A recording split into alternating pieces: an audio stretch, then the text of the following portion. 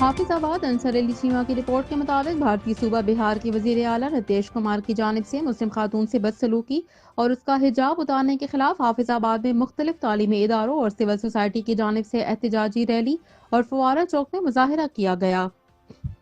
شرکائے rally نے banners, فلیکسز اٹھاتے بھارتی وزیر اعلیٰ کے خلاف شدید نعرے بازی بھی کی۔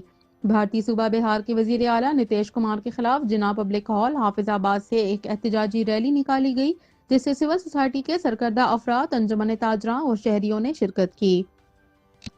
جناح ہال سے شروع ہونے والی ریلی اور نیکے چوک، کچہری بازار سے ہوتی ہوئی فوارہ چوک پہنچ کر اختتام پذیر ہوئی، جہاں شرکائے ریلی نے بھارتی وزیر اعلیٰ نتیش کمار کے ناروا رویہ اور مسلم خاتون کے ساتھ بدسلوکی کے خلاف احتجاجی مظاہرہ کیا۔ شرکائے ریلی کا کہنا تھا کہ پوری پاکستانی قوم مسلم خاتون سے بدسلوکی اور اس کا حجاب اتارنے کے واقعے کی شدید الفاظ میں مذمت کرتی ہے۔